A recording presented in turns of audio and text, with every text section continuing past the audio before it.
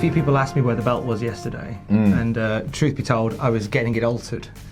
You know how the Fiend has his belt now? Yeah. I wanted something similar, but they used the wrong picture. Pathetic. I know, right? No, I'm livid. Absolutely livid. That's not what I meant, and you know it. You... No wonder we've never got any ink. WrestleMania 36 plans have been reportedly revealed. 2 current WWE stars have trademarked their former indie names. And we have an update on Mauro Ranallo, which we'll get to in a little bit. Whoa, whoa, WrestleMania. Like, pump it up, pump it up, pump it up. Did Simon Cowell make that one? He produced the wrestling album. I think it was the wrestling album. Or was it Pile Driver? It was one of them. It was the wrestling album, I think. Yeah, and I'm pretty... Because that sounds very much like Slam Jam from off of the same album, so I assume To the Slam, and welcome to the Jam. No, that's a different thing, isn't it? Huh? I'm thinking Am I thinking of Space Jam? Yeah. I'm thinking Space Jam. I'm thinking Slam Jam. Oh. You know what I loved is Bret Hart. They're going to get so pissed off of this. I loved Bret Hart. Into the Fire. Oh! You start a fire Yeah. Into the Fire. Into the What am I Fire is talking the about? NWA Power. Oh my God, I'm There's some struggling news. here. Right. Yeah, WrestleMania 36. No, let's not talk about news. Let's just talk about our favourite wrestling albums. Retention rate. Okay, Give WrestleMania. it bad. WrestleMania plans have apparently, reportedly, allegedly been revealed. Here's That's Adam right. Pacitti with a bit more on that. Yes, so as per a report from TalkSport, it looks like WWE are exploring one of 2 options for Brock Lesnar's WrestleMania 36 match, which you've got to believe is going to be for the title. So, it's either going to be... You know it's going to be good when Adam does that. it's the... Jesus Christ. It's Cain Velasquez versus Brock. Or it's going to be Tyson Fury versus Brock. Mwah, mwah. Thoughts? Thoughts, Thomas? Triple threat, baby! Get them all in there at the same time. Too much money. And it's... That might happen in Saudi Arabia. That's what will happen in Saudi after. Can we get that NASCAR driver in from Raw? Can we hoist Why him in not? there as well? Why Let's not? chuck him in there. Let's just get as many sports people as possible in that match. You know what? I am not. Just have Paula Radcliffe versus Brock Lesnar pop into my head. Oh my God! I don't know why. Can you imagine, I love the idea of Paula Radcliffe making Brock run away. That'd be so good. They get You know a tap. what? This is a bit like my uncle wearing a horrible Christmas jumper at Christmas and drinking too much brandy. Right? It's awful, but I'm not surprised. Yeah, I'm not. I don't know why I'm acting so shocked. I think this was pretty obvious. And you know what? We've seen celebrity involvement before, and that's what I'm going to call it, celebrity involvement, a la bloody Floyd Mayweather or whatever. And it boosts the numbers. It really does work, and it'll work again this time around. And as long as it's not main event, I'm not that bothered. We have seen worse than this. Well, we've seen worse than this. Let's go back to WrestleMania 11 when we had Bam Bam Bigelow versus Lawrence Taylor. Hey, Lawrence, Bam Bam carried him, in fairness, but LT did his work there. But a main event. Yeah, I mean, I'm not saying there'll be plenty of other good stuff to shout about on the WrestleMania 36 card. I am confident of that. Kairi Sane jumping off the pirate ship. Like, do you know what? We've built this up so much. If no one does anything with that pig in pirate ship, I'll be furious. I don't think they will either. Oh, what? I think it's all been a big old tease. It would be great, wouldn't it? Can you, Kairi Sane doing it? She should do it because she's the pirate. She's not really a pirate anymore, though, is she? She might turn before then. Yeah, I guess so. Asuka Kairi at WrestleMania. Oh! That'd be fine. And then Paula Radcliffe. Yeah. 2K20 has been quite the topic over the last couple of months here at Cultaholic and at your home as well, because it's a bit rubbish. Yeah, there's no other way to describe it. Really I try and be sorry. positive with all this stuff, but I've just given up on it. I'm playing 2K19 again. I barely got away from 2K. I think we had that one night where we played it on the stream. And I went, do you know what? I'm good with 2K19. I'm good with Steel Cage Challenge for the NES. It's just still broken. In every element of the game, there's something broken in it still. Like I'll boot up this and something will go wrong. I'll boot up that and something will go wrong. I've completely given up. The prices have been slashed all over the place as well. Like you can pick up at Black Friday sales. I saw copies going as cheap as like $22.99. Jeez. 75 quid. That was. What was it? 85. It was a lot of money. It was a lot of money. It was almost 100 quid. According to Justin Leeper, who was a former storyline writer and worked on previous WWE games, he says it's going to get from bad to worse, which is a shocker. Yep, so there are reports straight from Justin himself saying that double digits of numbers of people are leaving the team right now. They haven't quit for other stuff, so they're not going anywhere. They're quitting because they don't want this stink on them anymore, is what he says, which is really, really gutting to hear. It's terrible. Yeah, that's not nice, because I don't blame the developers on this. Like, there are developers who are there who are really, really passionate about the WWE series of games, and I do think it's out of their hands. It's been budgetary restrictions and various other things. So the report is that 2K21, the budget, is going to be cut.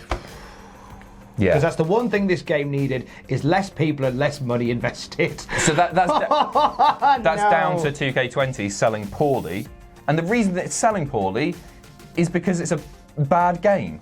Yeah. It's that simple. So make the game better. The people are obviously into it. Like, people want to buy it. People want a good wrestling game. Yeah, I really want this game to be good. Yeah. Because I like the 2K games. Me too. 2K19 them. I think is a great game. Yeah, genuinely. it's brilliant. It's it feels 10 times better now, actually. I know, you really appreciate it a lot more. Because it plays like a sports entertainment game. And a lot of people go, well, Fire Pro's better. And that's okay, because Fire Pro is very much a wrestling game. Whereas I believe the 2K games are sports entertainment games, whereas elements of sports entertainment are factored into it to make it feel like a sports entertainment product. Yeah, no game better simulates what you see on TV than Exactly. the 2K series, except for 2K20, because people don't float through the canvas and their faces don't pull apart like that. There was a great moment where I believe it was on, and correct me if I'm wrong, I think it was Renee Young's Instagram, where Dakota Kai was backstage walking around like she did in that clip where her legs were clipping through the ring. Just Dakota Kai walking around like that saying, the game looks fine to me. I want them to be good. Yeah. This isn't a step in the right direction for sure. And I'm not one of those people who goes, oh, give the license to somebody else, bring back use or whatever. But we can't have another year of this. I know this is a weird thing to say, but I feel really sorry because I'm friends with a lot of content creators who specialise in like the 2K games. Yeah. They're screwed. They can't do anything on it because it's so broken. Like, they're gonna really struggle this year. There's a few people. I think I watched Dane Cops. I always like watching Dane Cops. Yeah, good guy. And I remember watching videos where he did videos where he was like, I'm really excited. I'm going to get to play 2K20. Here we go. Get some reviews next week. And then the next video I see is him going, oh, bless you, Dane Cops. Let's take a trip down Trademark Boulevard. It's not going to catch on, so it's crap. It's just off Injury Island. You've got Trademark Boulevard. I got it. So we got some trademark news for you. Two current WWE superstars, ones that you might not expect, registering their former indie names and other trademarks as well. We'll get into it in just a second. First of all, Andrade has trademarked his current WWE nickname, El Idolo, which is surprising and ballsy, if you ask me. They're saying that. It's at the beginning of his song, and he's gone and trademarked it. Fair play, and his old CMLL ring name, La Sombra, as well. So he's trademarked those. Perhaps more surprising, just because she feels like such a WWE-grown talent, Charlotte Flair, registering the trademark of Ashley Flair, which is like, I guess, an amalgamation of Ashley Flair, her real name and her ring name. She did use it before she was proper WWE. And also the term the Queen of Wrestling as well. So these have been trademarked in classes which relate primarily to merchandise, so that they can merchandise these phrases and they can, I guess, maybe see them pop up on pro wrestling tees or something like that. This feels a bit like, so we've seen Brody Lee as well, Luke Harper doing something similar. This feels a lot like WWE wrestlers packing out an Anderson shelter, in the sense that they're just getting something in there that in the event that they get bored or the company gets bored with them, they can go and make some good money elsewhere. Because it's happened too often where a guy will come into the WWE and then when they go, like, everything that they're recognised for cannot leave with them. Yes. So by getting these in the bag, it's clever. Yeah, it's really clever. Absolutely makes sense. You know what? But it's a shame that the company finds itself in this situation where even people like Charlotte, who's being very much who's very much a major part of television, even Charlotte is going, yeah, I'm just gonna get ready for for indie dates. Like, it's a worry. I think she's just learned from her old man, hasn't she? Yeah. I think that's what's happening. I assume this is probably advice from Rick. That I'll be interested to see if they can test that El Idolo one.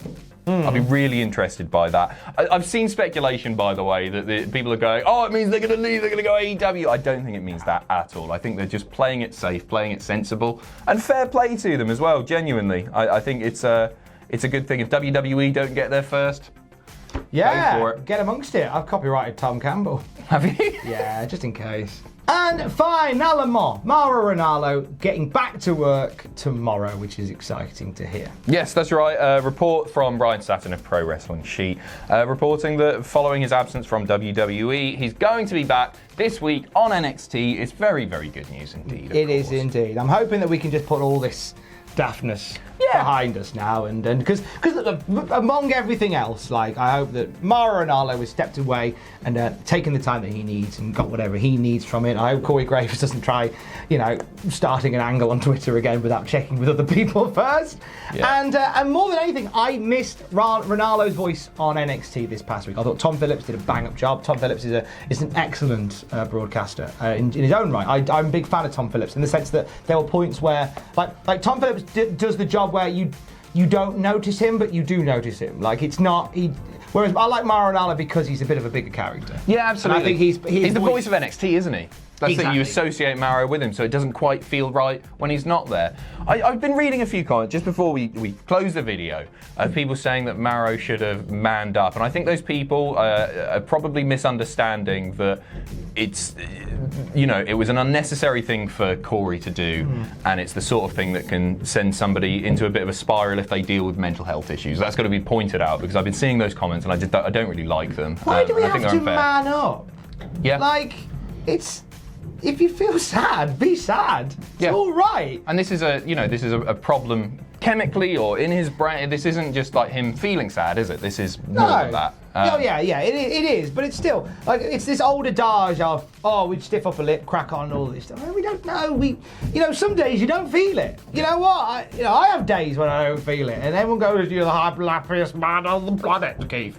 And one, my name's not Keith, and two, not all the time. And so if you're not feeling it, then you're not feeling it, and it's all right to not feel it. The man up thing is very old. Man down, if anything. No, man across, because it's a lateral move. Man across. If we do anything today, we man across. There you go. I don't know what that means. Happy Tuesday. See you next Tuesday. Hey, thanks for watching. Don't forget to leave a comment in the comment section down below. You can support us on Patreon by going to patreon.com/Cultaholic. Lastly, don't forget to hit subscribe and join us.